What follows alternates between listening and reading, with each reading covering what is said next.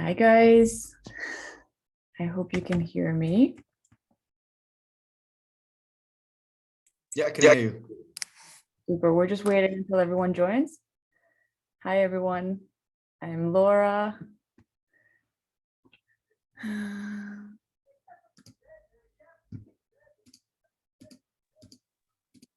I'm just getting everyone. Hi everyone, I'm Laura. 1 second, just letting everyone in. Super. I think that's everyone. If anyone else joins us, oh yep, as we go along, I'll just let them in. So hi guys, I'm Laura. I'm the CSR manager here at Mudgeons. Really nice that you guys are all joining us. I'm sure you have a lot of questions. There's 14 of you, so I think that's manageable. Ideally, what I would suggest is that I'll go through the list. You can quickly introduce yourself and ask your question. You will see that potentially people's question might answer your questions also. I ask that your introductions keep them brief, as we do have quite a lot of people.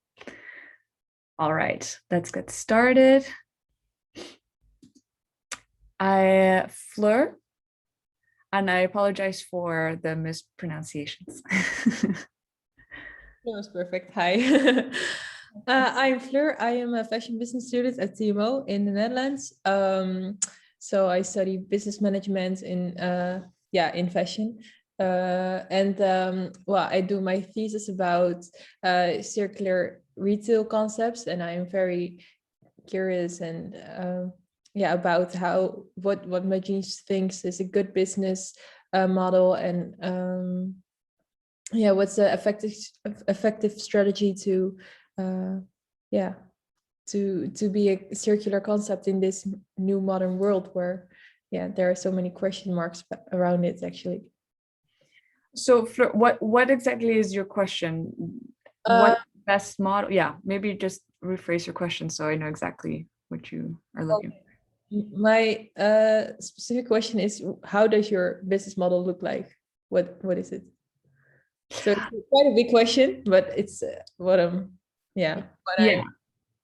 Well, we are a circular denim brand, and if you are really interested in understanding exactly how it all works really much in detail, I encourage you to read our sustainability report, because there you will see very much how we are circular. But very briefly, we incorporate circularity across our entire business model, starting with design. So for example, the way that we design our product, we use monomaterials to ensure that we can re-recycle that product and it doesn't contaminate the fibers that we then blend in with GOTS certified organic cotton. And then also we are very famous for our Lisa jeans model. Through this model, we are able to collect the product back and take responsibility for the end of use of the product. And then of course, we have repair services available.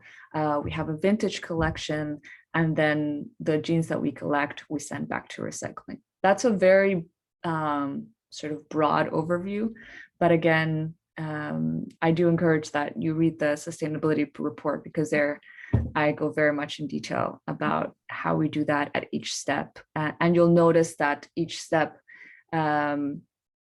integrates different parts of circularity, and it has like its own purpose also for extending the life of the product and lowering the environmental impact of that product. Mm-hmm. And of course, eliminating waste. So yes. Yeah. And how do you combine that in your revenue models? In our revenue models? Yes. Yeah, of course, there's challenges in terms of cash flow challenges to our circular business model. But we have demonstrated that the concept works and revenue is slowly coming in. There isn't a separate model in terms of our circularity and our revenue model. It's very much hand in hand. Okay. Hope that helped, Fleur. Thank you. Next question, Isabel Müller. Yes, thank you very much. I'm Isabel, and I'm currently a master's student at the University of Pavia in Italy. And I'm also writing my master's thesis, and I'm looking at circular business models and how they internationalize and what challenges they face. So this is actually also why I'm here, very curious to hear your story. And so that would also be my question for you. So when you first started Machines, like how did it develop, and when did you decide to go beyond your borders of the original country? And did you have any issues to face that were also like specific to the circularity aspect of your business model? Yeah, sure. That's a great question. So Mudjeans originally started with this circular business model, and it started selling in the Netherlands primarily. And as it began to grow slowly with size, of course, came the possibility of making that product available in other countries. We always had the intention to make it international, but of course, it comes with size and ability to make ability to produce certain quantities and being able to export said quantities. And so today we are our main customers, by region, so to speak, are still the Netherlands, Belgium, Germany, and Switzerland. France is growing, and the UK was, but then Brexit is making it very complicated with the border issues. And sorry, the second part of that question? Yeah, so when you started to go international, what challenges do you have to face with your business model? Yeah, sure. I think what's interesting is that circularity and sustainability are sometimes cultural aspects. So it's quite interesting. You can find Switzerland and Germany really adopting those concepts quite quickly, and customers looking for such business models. For example, in Spain, which is also slowly growing for us, there the culture of sustainability isn't as present. So it's taking a little bit slower time, but it's interesting now. In the last year, sustainability is picking up in more and more countries. So we see a lot more customers interested in these types of products. So the challenge has been sort of to identify what those cultures are, but also interact with our customers, educate our customers about the importance of circularity, and in that process, gaining more customers in different countries and shaping those cultures or fashion cultures. But of course, it's a slow process. Thank you very much. No problem. I see Hani. Hani, is that you from Mudjeans, or is that a separate Hani? That's me. Okay, super. Then Jens, next person. Hi, thank you. Nice. Yeah, I'm Jens. I'm together here with my a teammate of my for a school project at the University of Tilburg. We were looking into your company and the business model, and I read the report, and I was wondering, because you said you had something, I thought like 40% of your jeans were recycled, and I was wondering how you are trying to reach the 100%. That's a great question. So yeah, we have we use up to 40% post-consumer recycled cotton, and the way that we're doing that is by using mechanical recycling. And that process basically means that you have to rip the fiber into shreds, and then rip the fabric into shreds to make a fiber, and then that fiber is reblended in with GOTS certified organic cotton. The challenges with that, and that's why we've reached sort of 40 as the maximum that you can really go with mechanical recycling, because the fiber is too short. So the way that we are trying to grow into the 100% project is by combining two types of recycling techniques. So keeping the mechanical recycling, but then simultaneously integrating the chemical recycling. We would be chemically recycling post-consumer cotton. And by combining those two types of fibers and yarns, we would be able to create a stronger yarn at the end, and we will be able to create a fabric that is 100% made from post-consumer recycled cotton. And also the intention of combining these two types of recycling techniques is to do with the look and feel of denim. So if you would only stick with chemically recycling techniques, you would end up with a very soft type of material, type of like almost like silk-like, or yeah, if you can imagine. But of course, you still want to have that rigid type of texture to the denim. So that's why we incorporate also the mechanical recycling. So it still keeps that original denim feel. I hope that answered your question. Yeah, thank you. Okay, next person. Sorry if I butcher this. Joop? Yes, Joop. I'm Joop. I'm 19 years old, and I study at Tilburg University. And I'm here together with Jens. And another question of us was like, now you only produce like only jeans. Are you planning to do other products in the future? Yeah, for sure. We make well, like we make jeans pants and jackets. We also make dungaree styles. But do you mean like shoes or t-shirts, or do you mean like moving away from denim? Yeah, maybe, yeah. Like recyclable other products. Other products. No, I don't think so. You know, we have a pure love for the denim, and there's a lot of research that goes into understanding how to combine those types of recycled organic materials, or organic cotton materials, excuse me. And so I think that research is quite valuable. So we will stick to that field. Because denim is a very unique type of production process. And yeah, as pioneers in that field, it means that we will likely just continue to go through that. But who knows? I mean, maybe in the very, very long run, but I don't see it in the foreseeable future.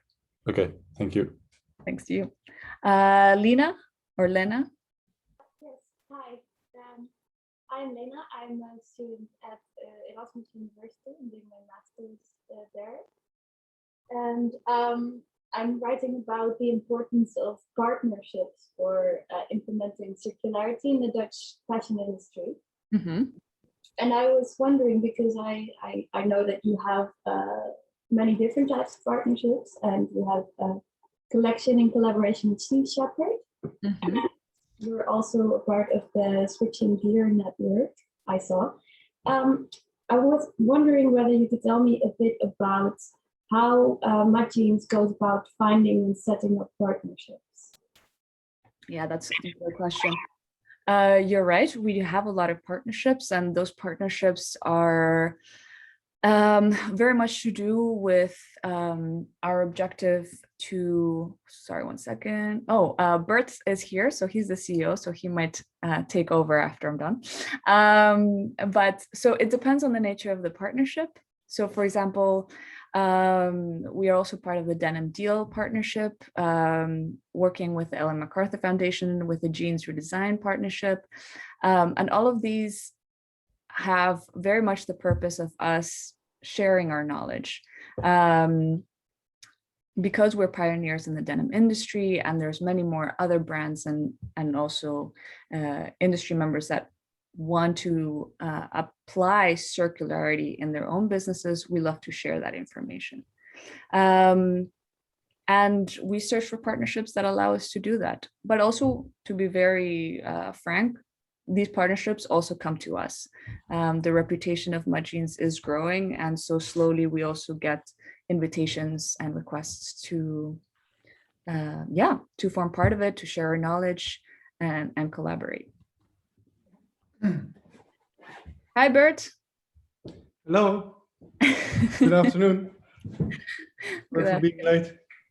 No worries. Do you want to take it over from here? No, keep going. And Keep going. Okay.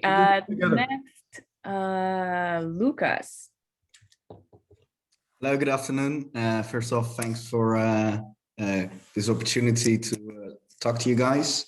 I spoke with Dion and I got in touch with Dion a week ago via some old G-Star colleagues of him. I'm doing research for the VU Amsterdam, the Free University of Amsterdam, into regionalization and of global supply chains within the confection industry. So that means basically there's some research being done, very quantitative, that suggests that supply chains are nearshoring their production to their market, to the consumer markets. And one of the G-Star managers actually said, well, there's an interesting company in the Netherlands that's doing circular systems, mud chains. Might be interesting to see what they have to say about regionalization within the field of the confection industry. What I have seen in my interviews now is that like the big clothing manufacturers still produce a lot in the Far East because it's very manual from their experience. Manual labor is a lot involved, very margin focused, and also quality focused is always a bit of a jigsaw within three different aspects. So quality, margins, and then cost, of course.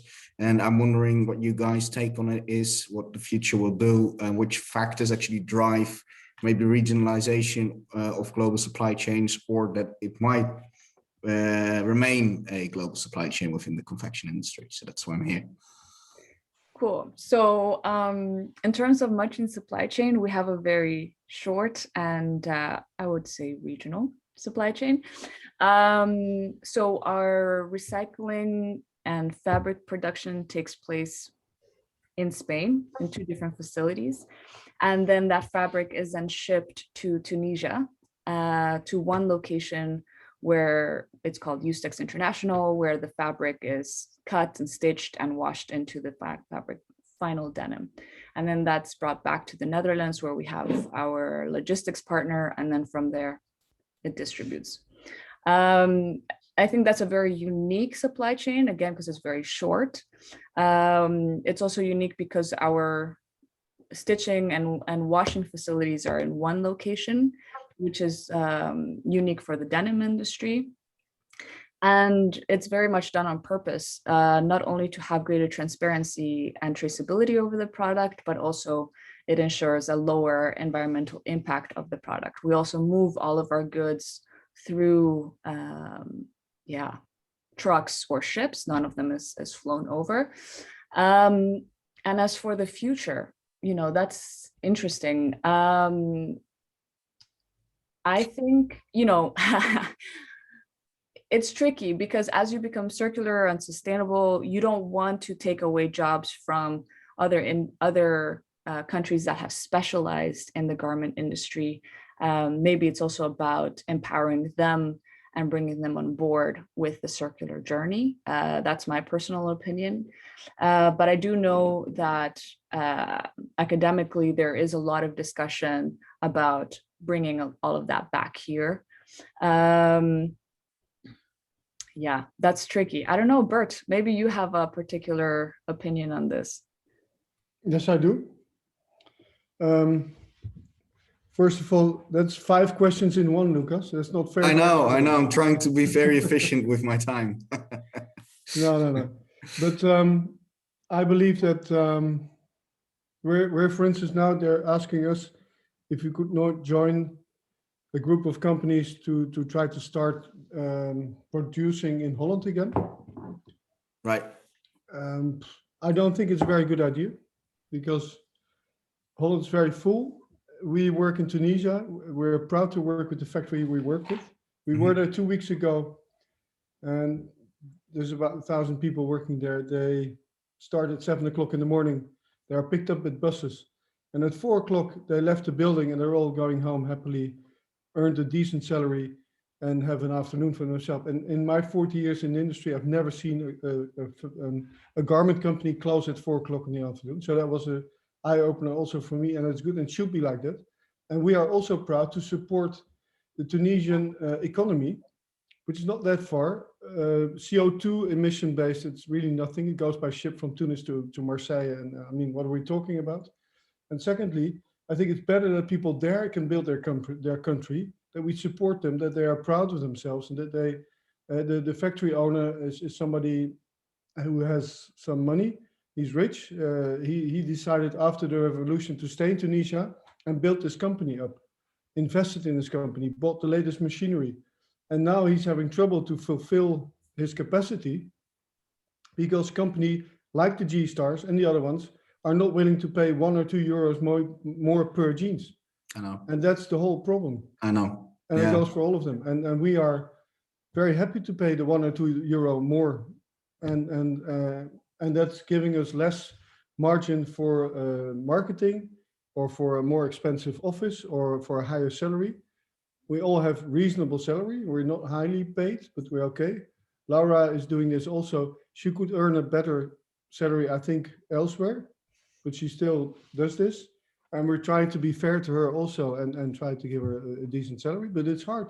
Living in Amsterdam, paying your rent, it's not easy. So it's all kind of decisions.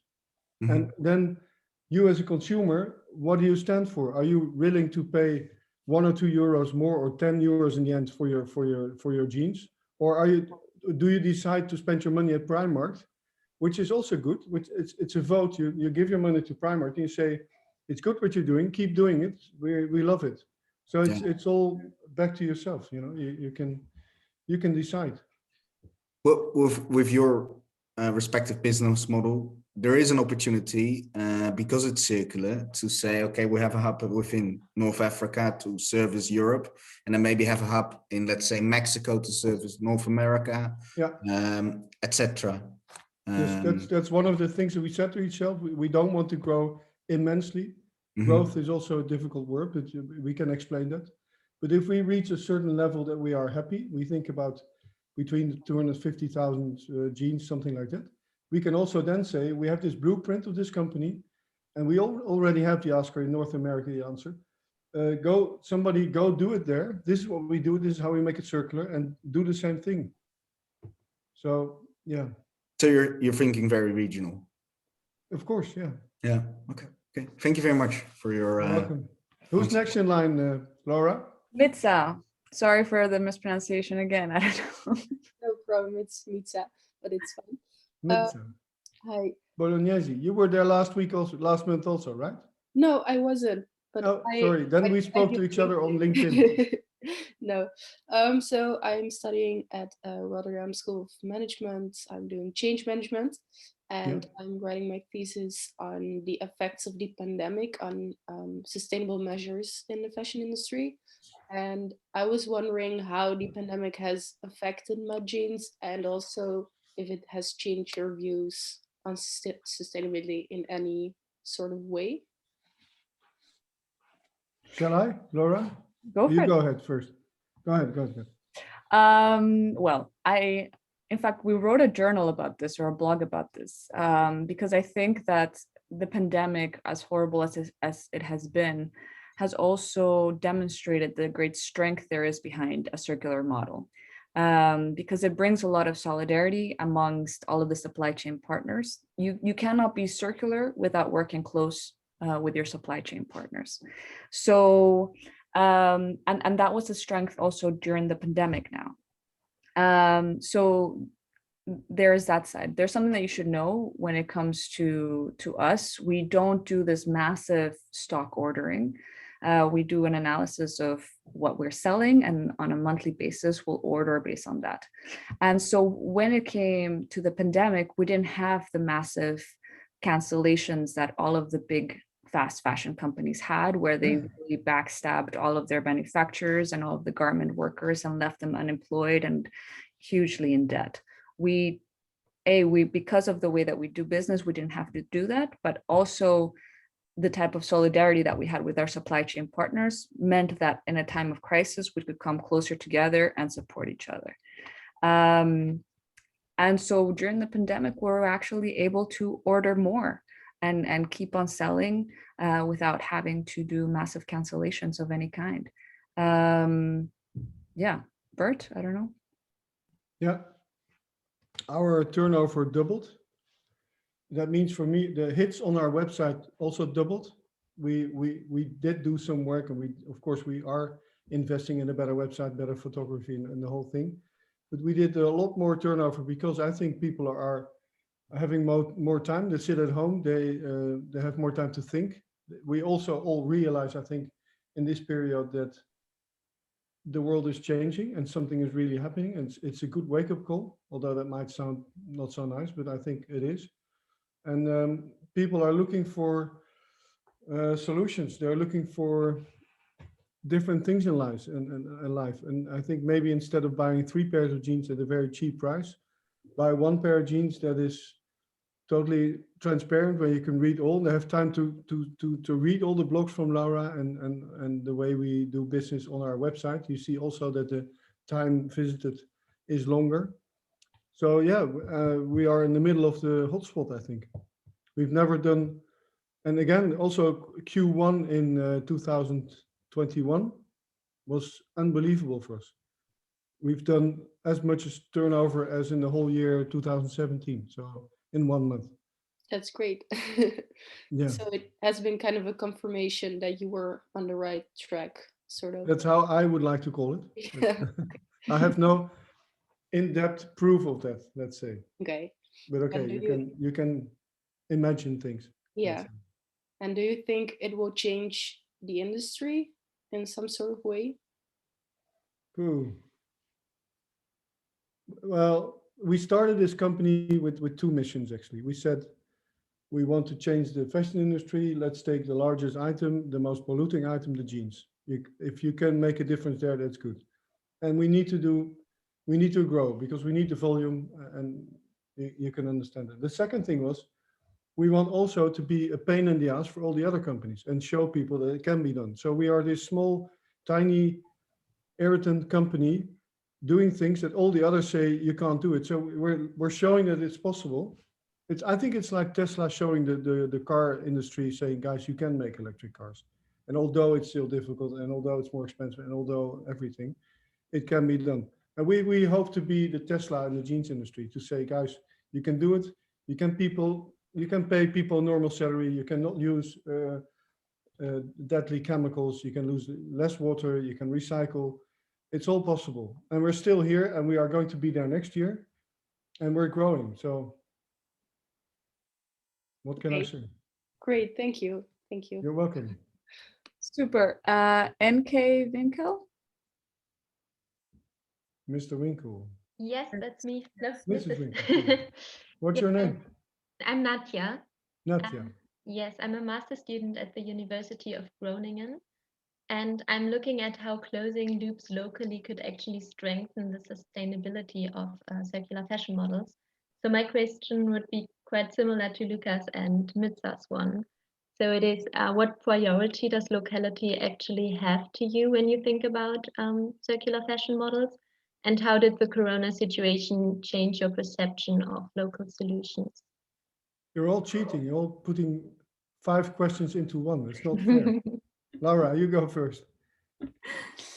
Well, I think having local materials is important to a certain extent.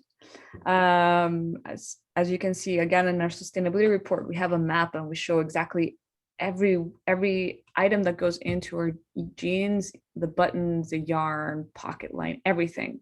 We very clearly state where everything's coming from, and you will notice that it is all really quite close. In fact, I have it here. You know, it's all very much in this region here. And that's on purpose, again, to control also a little bit the environmental impact. Things can move a little bit easier.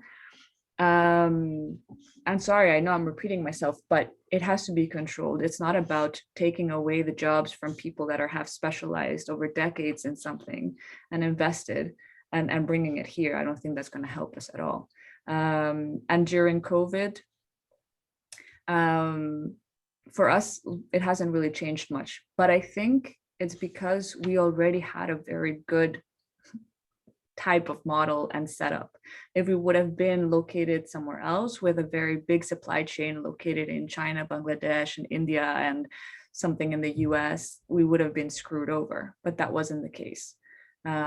We had everything very close knit together, very solid partnerships. And again, it just demonstrated that it works and there's strength behind that model.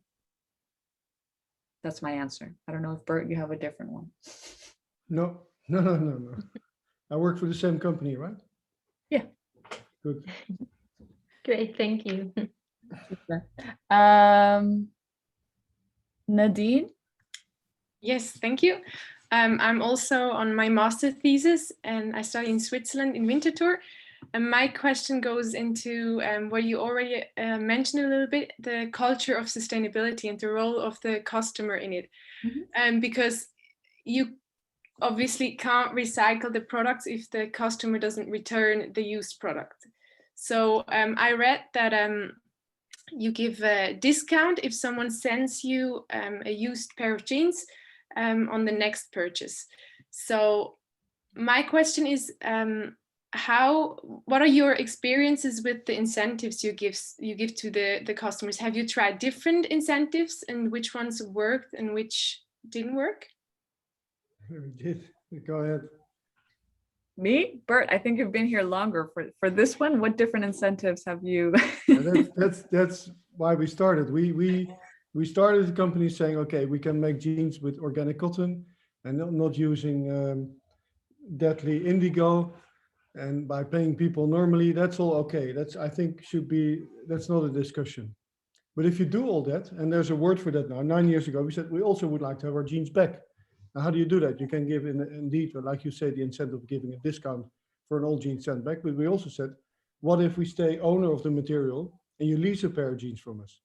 Then the whole mind shift changes, because you then as a consumer, you think, okay, I'm wearing these jeans, I can use them as long as I want, and I pay only for 12 months a monthly fee. After that, you can keep them, and you can still change or send these back and have another model, another color, which is nice because everybody likes to look good and have something that looks great on them. So we don't want to point the green finger, say it's all wrong and say it's all bad. We just say we give you an opportunity to send your old jeans back. We will make sure that it will be recycled and you can get a new pair of jeans in a new shape or a new color. And that's enough of an incentive for a lot of people to send their jeans back. We have about this year, how many, Lara? I think This year, no idea. yeah, but you can't really measure it because our quality, our jeans are of such high quality that they last longer than 1 year or 2 years or 3 years. There's people wearing our jeans for 5 years, which is fantastic, as long as they send them back at the end of life. And when we started, I think 2 years after that, people were saying, okay, we're sending these jeans back. What are you going to do with it? So they didn't really get the story. So we said, okay, we'll show you. We filled up 2 old cars and drove to Valencia, had a whole trip and met in interesting people and things like that. But we realized at that time, we just started, we didn't have enough old jeans. So I found the people from Humania at that time, they're gathering old clothes. And I said, do you have some old jeans, which I would like to take to our recycler? And said, yeah, sure, go Saturday morning, 9 o'clock to this center.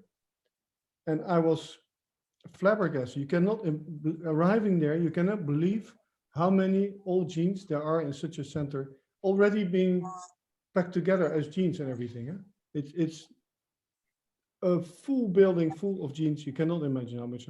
So there's so much old stuff that we can reuse. People are asking me today. I got a message from somebody in Jumbo said, what if we put tons where people can deposit their old jeans? I said, that's not the problem. We can have any amount of old jeans that we want. We need people to buy our jeans, to start wearing our jeans and tell the story. So that's not the biggest struggle to get old jeans. Long story for a short answer. Next one. Who's on? Super. Roy? Roy. Hi. So yeah, I'm Roy, and I'm writing my bachelor thesis at the moment, and it's about how young Dutch consumers can be stimulated to buy sustainable fashion instead of fast fashion. And that's also my question for you. How do you think that you as a company could play a role in that stimulating people to buy more sustainable clothes instead of fast fashion? Yeah, so that's actually one of our core strategy pillars. Is called positive activism, and the objective is very much to do that, to educate, share knowledge with our customers and other people so that they feel empowered in the decisions that they're making, but also yeah, share the knowledge of why it's important to be circular and sustainable, etc. I think the fashion industry plays a huge role in shaping the culture of fashion. And so re-educating the audience, the customer, sorry, into understanding the importance of circularity is key. So we love to do it by, so if you go on our website and choose any kind of style that you like, you can scroll down and at the bottom you'll see every single detail about the impact of that product. On our Instagram and social media platform, we do a lot of just fun, cute ways talking about different aspects of circularity so that it kind of sticks in your brain and you apply it not only to your denim purchase, but to whatever other purchase that you're doing in your life, in your different day-to-day actions. Yeah, that's a little bit my interpretation. Bert, I don't know if you have anything to add. Yeah, it's hard to try to convince consumers to change behavior. Of course, we are not the ones that are going to change completely the behavior of consumers. That's impossible. What we can do is offer the things that we think are better and make it possible. You know, I hear very often people saying, you know, I would like to buy more sustainable clothing, but it all looks so bad and it all looks so gray and it's so stupid. So we try to make shapes and jeans with beautiful washings, good fits, that when you wear, you know, an example is, for instance, we have a small store near to our office in the Groene Afslag in Laren, where then people come and they would love to meet us and fit the jeans because they're so green that they say, I don't want to send back and forth jeans. I prefer to fit them before I buy them. Okay. And they come to our office and then we look at them and say, okay, try this one, would be nice. And they come out of this changing room and they look at us and say, wow, the fit is perfect with a big question mark. And where does that come from? Why should there be a question mark when you make a pair of jeans nice with organic cotton, recycled cotton, and good fit? Then still consumers have the idea then something must be bad, can't be good. And I don't know how to change it. We're fighting hard, we're doing it, we're sending out our message, we're being transparent. I can't, if you have ideas, I don't know what else we should do. Yeah, it's very difficult, I think. I think so too. But yeah, this has really helped me. But you are here and you're listening to us and you're wearing a pair of mud jeans next week because after this session, you will get the discount code. So that's good. Yeah. So yeah, thank you. Welcome. Okay, next is Sophia. Put it in the chat. Go ahead. Can you hear me? Yes. Yeah, we can hear you. My name is Sophia. I'm an international business student from Avans in Breda, the Netherlands. And I'm writing my thesis on how the fast fashion industry can survive and which business model or strategy they can apply the best. And I was wondering, what are the biggest challenges of having a fully circular business model? And do you think that big companies such as Zara can also apply the same strategy as you and also be profitable in the future? No, Bert, I think you like this one. Yeah, that's impossible. If you want to be truly circular and you want to change a company, it's going to be very hard because you will have your financial structure. And most of the companies, all those structures are based on very high margins. And all the buyers are sent out traveling to see if they can buy jeans somewhere €1 cheaper. And they are used to huge, enormous amount of money into marketing. You know, we are not the company that you will see after the 8 o'clock news with some sort of a promotion, because we just don't have the money for that. So the margin is too important for the bigger companies to do everything we do. Now, what they try to do is say, okay, consumers are talking about circularity and about recycling stuff, and they give them a false promise. So they will tell you, we use 20% recycled content in our jeans. But if you ask further, it appears that it is the 20% is pre-consumer waste. That means that's the cutoffs of the cutting tables, things like that, which is a beautiful monostream of material and has been used for millions of years already. It's nothing special. It's happening already. But you know, they're now looking for things to say to consumers, like, okay, we're also recycling, and then it even gets more confusing for consumers. But that doesn't answer your question. Help me out, Sophia.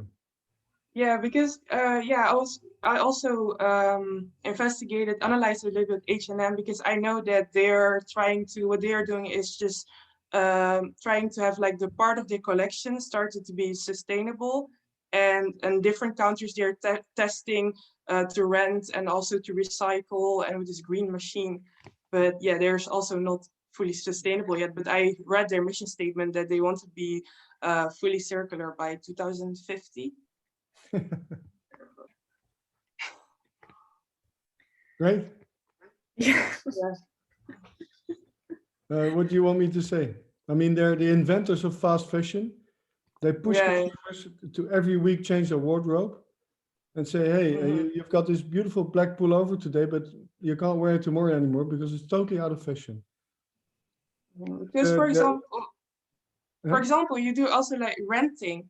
Do you think that, for example, H&M, like if you have because you only rent jeans, but do you think it's feasible if you also rent like sweaters, dresses, or would it be too much? Would it be too complicated? For us? Yeah. For our company? No, because now you only have jeans, but do you think it would be possible to also add more products and also rent that out? Or would No, it be we don't have the financial possibilities for that, firstly. And secondly, you can ask Laura, we've now got all our production and where the material, it's all mapped. We all know everything. If I start doing that now for a t-shirt, I have to know where I buy the yarn, how much I can recycle. It's a totally different technique, you know. It's spinning, it's circular knit. We can do it, but you need to be, well, you can explain to us how difficult it is, Laura, to have the whole supply chain all covered and to be 100% sure where everything comes from and what is done, what dye stuff we use, everything. It's not an easy task, you know. No. You have to be able to trace back every step and know exactly who is doing what, which sounds really easy saying it just like this, but an average standard, like an H&M doesn't know, you know, who are the manufacturers really behind their clothes, you know. They don't go and visit it. This is the whole Rana Plaza situation, right? That there was a collapse and then they found all of the labels of all of these fast fashion companies, and then they were like, oh, no, we didn't do this. But then they found out that their manufacturing was being produced by somebody else and they had no control over it. And that's the problem. They have no control over it because it's so big.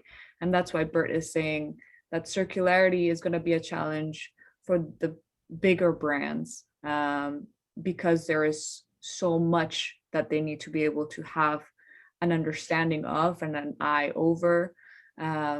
They will be in need of a lot of collaboration with all of those manufacturers, control over production, the chemicals, the materials. It's looking, if you just look at what you're wearing now, like just your sock, you know, what are the materials behind there? Where did they get the cotton? Who spun the cotton? Who dyed it?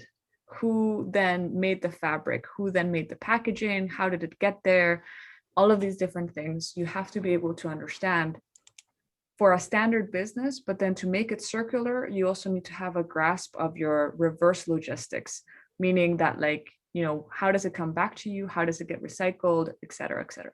So it is a challenge, especially for the bigger brands, but you know, they have the money. So if they're able to pump money into finding solutions, that could also be interesting. We're also not looking for a perfect solution. I think I'm of that opinion that every little bit helps, but you also have to be conscious that there is a lot of greenwashing out there. So it's all about a balance. But if H&M achieves circularity by 2050, I applaud them. I mean, you know, It's too late also. yeah, but still. Why 2050? Why not today? I don't know. Okay, moving on to the last ones. Sven. Yes, thank you. So I'm currently doing my pre-master at the Vrije Universiteit Amsterdam, where I want to do my MBA next year, and my thesis is about how are Dutch fashion brands engaging with CE principles. And looking at your report, most of my questions were already answered, but one question remains. And what are the main challenges your brand faces with regards to circularity? Or what is or would be the main challenge to further circularize the brand? So there's two things there. One, I would think that one of the main challenges has been the cash flow challenge. So for example, because we have a lease of jeans type of model, you have to think that we get the money per month, and that's a challenge in itself. You also have to control the payments of each individual. And when the payments don't come through, there is work to be done in terms of getting back to the customer and requesting the payment, etc. That's a lot of work. If you talk about, you know, one pair of jeans, that's easy, but you know, make it 45,000, it becomes more complicated. Not saying that there's 45,000 that customers that didn't pay, but you know, within that volume, there's going to be a certain percentage. So those are a little bit the challenges of the type of business model that goes there, and you also need cash flow in order to be able to order your fabrics, pay your suppliers, and et cetera, et cetera. And then the next challenge in terms of becoming fully circular, that is to do, well, it's our Road to 100 project, really, where it would be great to have a continuous use of the same material over and over again. And to do that, we're working on this Road to 100 project, which consists of making a pair of jeans that is 100% made from post-consumer recycled cotton. So by achieving that, and hopefully we'll achieve it by the end of 2021, and bring it to market, hopefully by 2022, we would be taking a big step towards full circularity. Then, of course, there's little challenges, but they have, they're big, the big solutions that need to be applied. So for example, the buttons, removing the buttons, how can we do it so that when they're removed, they can be recycled and reused? The different stitching yarn, you know, that's a very specific material. It still has a little bit of polyester material in it. How can we switch that and make it better? The type of elastin, how can we find a better material elastin that is maybe biodegradable or recycled, or, you know, these are little steps into the much bigger puzzle, but they make a difference in terms of the final bigger picture. And then, of course, it's a journey of continuous improvement, right? There's always better, more that you can do. Not only reaching full circularity, but also reaching higher levels of sustainability, how the product is produced, how much water, how much CO2, the types of chemicals. You're always working on finding better green chemistry solutions to the products that we're using. Right now, we don't use any toxic chemicals. But for example, we removed the use of chlorine, substituted it with an eco-friendly version in 2020. And there's so many more options and things there that we can do. And then, of course, and I'll stop blabbering, is bringing circularity into the manufacturing process itself, helping our supply chain partners to apply circularity, and then you make the whole thing circular. Yeah, that's my opinion. I don't know if that answered your question. Yeah, So, very good. Thank you. okay. Very nice answer. Maybe I can add something to this. Yeah, go for it. We're also a B Corp, a benefit corporation. You all read about it, I think. Oh, yeah. I think there's Yes. a huge, huh? Yes, I Sorry? read about it. Sorry. So I think there's a huge difference between companies that are, because this question was in a lot of your questions, that are owned by shareholders or family companies. You know, we just did a program with IKEA, and you can say what you want about IKEA, but they are a family-owned company, or now, I mean, they're not on the stock market, and they can say, okay, guys, it's going to be tough for 2 or 3 years.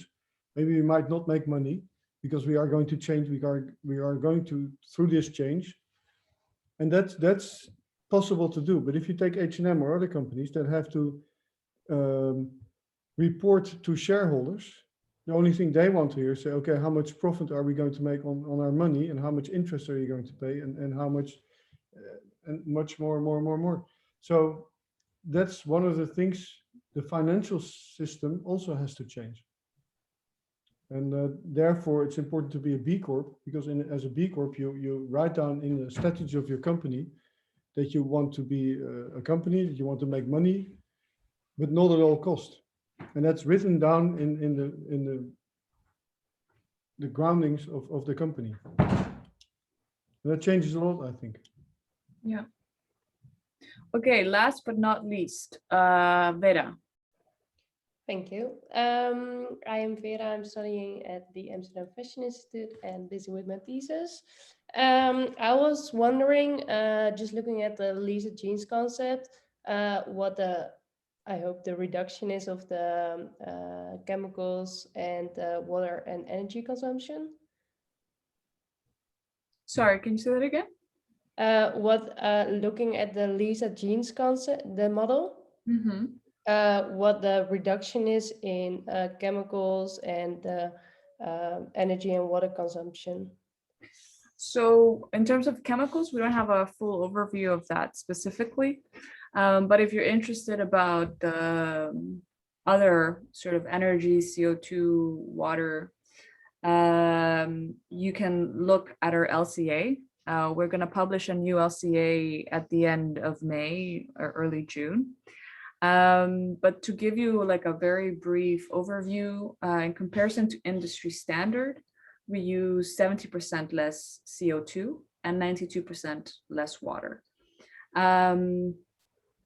We also, I think, have 47, I would have to check. Diversity. The biodiversity, yeah. 51%. Sorry, I have it right here. So yeah, 46% lower biodiversity impact and 47% lower land use than industry standard. You can go full into detail in the LCA. We also compare it to the LCAs of Levi's, and I think Nudi's also there, and compared to those to their values. And this impact reduction has a lot to do with the fact that we use post-consumer recycled cotton, because in any LCA from any industry, fashion industry, you will see that the raw material, the virgin raw material, is the most consuming aspect of the LCA.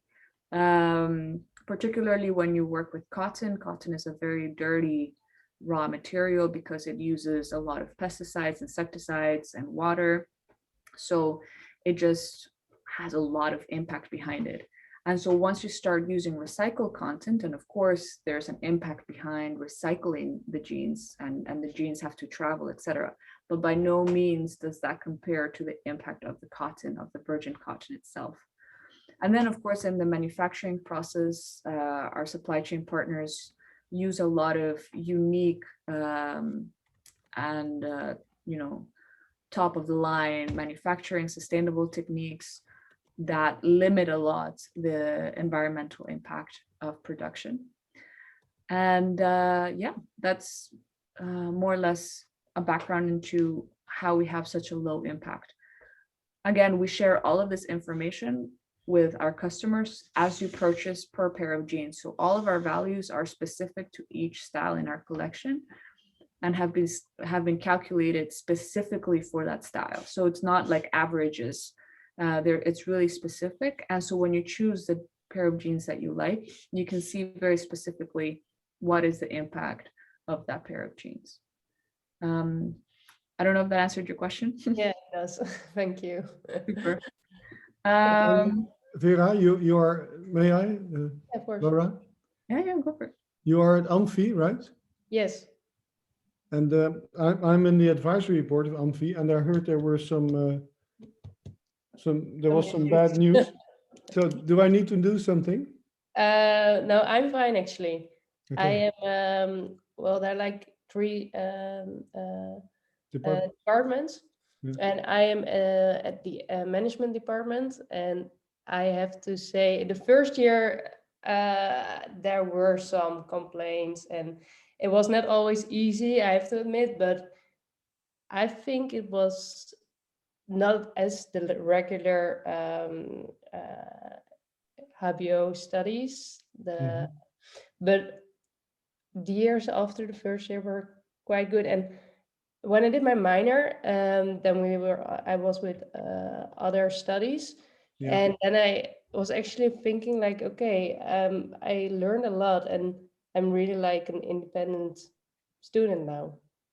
I really know how to work for myself, and get some criticism and live with that. Try to learn to live with some criticism. No? Yes, yeah. Well, sometimes it was hard, but I think I learned more than I would have learned at other studies. That's actually their defense. They're saying that they are a little bit harsh to get. Apparently, I never lived this, but apparently in the fashion industry, you get sometimes very criticized, and you have to start living with it. I don't agree on that, but that's their defense. Yeah. And I went into my internship, and I was like, okay, but where's hell? Yeah. Everyone was so nice, and I was like, okay, if this is it, then it's all fine. But it can only get better then. And where did you do your internship? At Hunkemöller.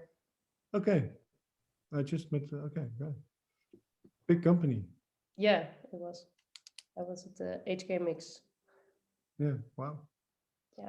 Okay. I think, super nice. I hope that we've answered all your questions. If one of you has a burning question, then shout out, and otherwise we'll call it a day, Laura, if you agree. Yeah, I agree. I don't know. This thing is reported, so you can ask for the record, right? Yeah. Thank you for your time. Is the recording sent to us, to all of us, or? No, you have to ask for it, and then we'll send it. Ask for it. Oh, okay, great, thank you. Thanks. Okay. Bye-bye. Okay, thank you. Thank you. Thank you. Thanks for the information. Bye. Thank you, Laura. Nice to meet you all. Bye.